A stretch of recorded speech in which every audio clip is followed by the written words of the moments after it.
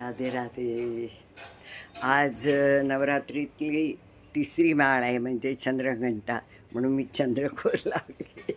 चंद्रघंटा म्हणजे निळा रंग आहे आणि ओम देवी चंद्रघंटायै नमः हा मंत्र आहे. आणि हे जे निळा रंग किंवा लाल काल होता, पांढरा होता परवा, हे जे रंग आहेत, मला पण माहिती आहे हे की देवीने येऊन काही सांगितलेलं नाही की तुम्ही हा रंग घाला. पण हा आजच्या बायका ज्या घरात पण बघतात, बाहेर बघतात, मुलांचा अभ्यास बघतात, नोकरी करतात, चौफेर लढणाऱ्या या बायका जेव्हा ह्या प्रकारच्या म्हणजे आता समजा आज निळा आहे तर आज तुम्ही स्टेशनवर बघाल, बस स्टॉपवर बघाल, जिकडे तिकडे ती निळ्या रंगाची परखड अशी पसरलेली असते. त्या बायका एवढ्या बिझी असून, एवढं सगळं कर्तृत्व असून, कर्तव्य पार पडत असून, ज्या प्रकारे उत्साहाने ते रंग घालून किंची एकदम गप्पा मारत जातात, त्याचा अगदी त्यांना सगळ्यांना सलाम आहे. कारण खरंच कौतुक आहे. त्या एवढ्या त्रासात, एवढ्या कष्टात पण आपलं सुख, आपला आनंद आणि आपली भक्ती जपतात. त्याचबद्दल ह्या सगळ्या आपल्या स्त्रियांचं खरोखरी कौतुक करावं तेवढं थोडं. त्यामुळे हे रंग, हे मार्केटिंग आहे, दुकानदारांनी काढलेलं आहे, हे जरी असलं तरी ह्यातनं बायकांना, स्त्रियांना मिळणारा आनंद हा अतिशय कितीतरी पटीने मोठा आहे. आणि त्या आनंदासाठी हे सगळं जरूर करायला सगळ्यांनी हरकत नाही असं मला वाटतं. नवरात्रीच्या परत खूप खूप शुभेच्छा. मी ना जसजसा थोडा थोडा अभ्यास वाढवते ना, तसं माहिती मला खूप छान मिळते प्रत्येकाची, म्हणून मी म्हटलं थोडी थोडी तरी शेअर करूया. ग्रह जे आपले राशीच्या 12 असतात त्यातली पहिली रास आहे मेष. मेष रास म्हणजे मेंढा, पहिली रास आहे. त्यांचं हे जे असतो, कारक असतो तो सूर्य असतो, पण लॉर्ड असतो तो मंगळ असतो. आता सूर्य म्हणजे राजा, आणखी मंगळ म्हणजे सेनापती. त्याच्यामुळे तुम्ही ह्याचं कॅरेक्टर माहिती. मेंढा हा म्हणजे त्याला ना दिशा द्यायला लागते, त्याला ऑर्डर करायला लागते, त्याला हुकूम करायला लागतं किंवा त्याला दिशा दाखवायला लागते. त्याला सांगितलं तुझं तू कर तर ते नाही करत. त्यांची म्हणजे कॅरेक्टरिस्टिक सांगते. परत तत्व अग्नी असल्यामुळे अतिशय म्हणजे भडक डोक्याचे असतात. स्थिर राशी, चर राशी, स्थिर राशी आहे, जास्त हालतात. तुम्ही बघतच असाल मेंढे. आणि कळपाने जातात बघा, एक गेला की त्याच्यामागे पूर्ण कळप जातो. त्यामुळे ती एक म्हणजे युनिटी. आणखीन कळपाने जाण्याची त्यांची वृत्ती पण खूप चांगली असते. शांत असतात. पण त्यांना उगाचच खोड्या काढल्या, त्यांना त्रास दिला, त्यांना उचवलं तर मात्र त्यांचं तत्व अग्नी आहे हे विसरायचं नाही. आणि त्यांच्यामध्ये ताकद आहे हे तर बिलकुल विसरायचं नाही. त्यांनी जर डुकशी मारली तर कुठल्या कुठे उडून जाल. ह्याचं म्हणजे मेन डोक्याचे जे भाग असतात ते ह्यामध्ये येतात. काय चांगलं किंवा वाईट, आजार, डोकेदुखी हे सगळं आहे ते त्यातनं बघितलं जातं. आणि खूपच शॉर्ट टेम्पर आणि उतावळे असतात, पटकन ॲम्बिशियस असतात, करेजियस असतात, कळलं की नाही. आणि तुम्हाला सांगितलं त्यांना ऑर्डर सोडावी लागेल.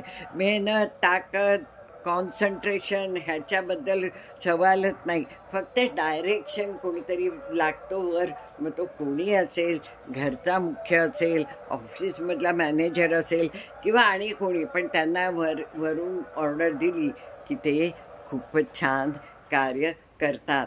ह्याला एरीज म्हणतात इंग्लिशमध्ये. मला आठवलं इंग्लिशचा शब्द तर नक्की सांगेन, नाहीतर हे मेष रास. दुसरी सेकंड रास आहे वृषभ.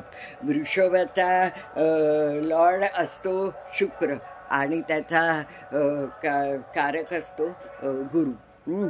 वृषभ म्हणजे बैल. परत ते केवढे जाड आणि ताकदवर, ते पण फोकसच असतात, पण ते एकदम स्लो, निर्णय वगैरे सगळं तुम्ही बघत असाल. रस्त्यात समजा कुठेतरी एखादा बैल बसला, आपल्या गाडीच्या समोर येऊन बसला, त्याला हटवायचं म्हणजे किती त्याला हाकलायला लागतं, किती त्याला ढकलायला लागतं तरी तो उठत नाही. बैल पण फोकसच असतात, पण ते अतिशय संथ असतात, शांत असतात. पटकन कुठली काही गोष्ट करायला सांगितली तर त्यांना ती जमत नाही, पण खूप सहनशील असतात. कळलं की नाही? पॉवरफुल असले तरी सहनशीलता पण तेवढीच असते त्यांच्यामध्ये. अतिशय दिसायला चांगले असतात. आणखीन हसतमुख असतात. उगाच ज्याचं त्याचं टेन्शन, ज्याला त्याच्याशी वाद घालत नाहीत. त्यांना बघा, त्यांचा मेन कोण आहे? त्यांचा लॉर्ड शुक्र. शुक्र म्हणजे लक्झरी. त्यांना आराम, छान छान सगळं व्यवस्थित आणि छान चौकी खूप आवडते. शुक्र ही लक्झरीचंच सिम्बॉल असल्यामुळे, पण ते आपलं परिवाराला खूप मान देतात. परिवार त्यांचा पहिला आहे. खाणं पिणं की आणखीन पैसे, खाणं पिणं आणि फॅशन आणि लक्झरी, हे सगळं त्यांचं म्हणजे अत्यंत अट्रॅक्शन आहे त्यांना. कळलं की नाही? हे लोक ना पुरुष जरी असले तरी स्वयंपाक छान करतात बरं का. ही स्थिर राशी आहे. आणखीन हे तोंडाचे भाग असतात. आणि पृथ्वी आहे त्यांचं तत्व पृथ्वी आहे. कळलं की नाही? बैल हे असल्यामुळे कसे ते तुम्हाला माहिती आहे, त्यांना एक डायरेक्शन द्यायला लागते. त्यांना पण सांगायला लागतं, बाबा चल, बाबा चल, बाबा चल. कळलं की नाही?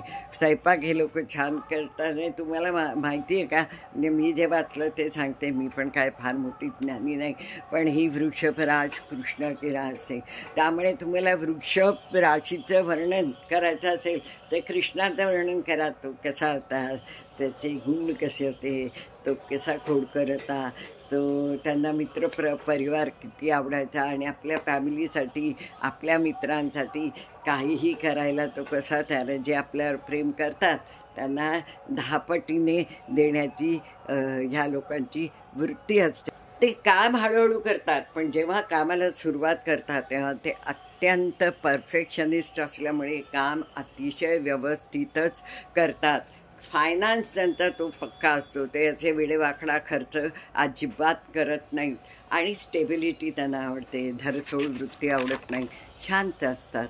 कळलं की नाही? त्यांचे पण गुण खूप छान, दिसायला पण छान असतात हे लोक. आणि कृष्ण, त्यामुळे तुम्हाला माहितीच असेल तर असे हे वृषभ राशीचे लोक असतात. आता तिसरी राशी मिथुन. मिथुन म्हणजे बुध. कळलं की नाही? आणि त्याचा कारक ग्रह असतो मंगळ. मंगळ म्हणजे परत ताकद, परत हे असतं त्यांच्याकडे, जोश असतो त्यांच्याकडे, ताकद असते. त्यांचं तत्त्व असतं एअर तत्त्व असतं. ते कम्युनिकेशन स्किल त्यांचं अत्यंत चांगलं असतं. आणि साधारण ह्या मिथुन राशीचे लोक बारीक आणि उंच असतात, पण एकदा बोलायला लागले की त्यांच्या मागे लोक बरोबर जमा होतात. इतकी त्यांच्याकडे पॉवरफुल हे असते. खूप हुशार असतात आणि फ्लेक्झिबल असतात. म्हणजे उगाचच इगो विगो हा प्रकार त्यांच्याकडे फारसा नसतो. ते ऑलराऊंडर असतात. खूप फास्ट बोलतात, बोलणं पण, आणि काम पण फास्ट करतात. त्यांना असं रेंगाळत असलेलं काम आवडत नाही. शिकतात पण पटकन. एखादी गोष्ट त्यांना शिकवली तर पटकन ते शिकतात. आणि खूप म्हणजे पटकन रागवतात, पटकन शांत होतात. म्हणजे राग तसा मनात विनात धरत नाही, पण राग येतच असतात. पण त्यांना एकदा कळलं की चूक येतं लगेच ते शांत पण होतात. मित्र परिवार खूप, कारण बुध म्हणजे बुद्धी, आणि ती वाणीचं त्यांचं कार्य असल्यामुळे अतिशय कम्युनिकेशन स्किल चांगलं असल्यामुळे त्यांना मित्रपरिवार भरपूर असतो. आणि जास्त करून ह्या लोकांचं ना गणित खूप चांगलं असतं, स्ट्रॉंग असतं गणित.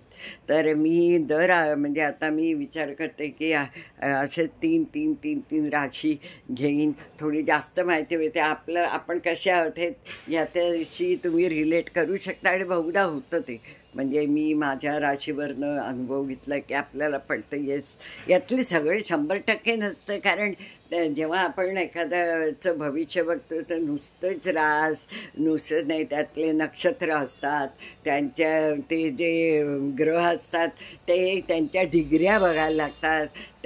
त्या राशीकडे कोण कसं वक्रदृष्टी वगैरे ते सगळं बघायला लागतं.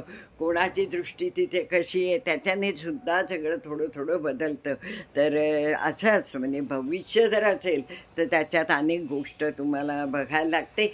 परंतु असं म्हणजे सर्वसाधारण माणसाचं कॅरेक्टरिस्टिक राशीप्रमाणे असं असतं.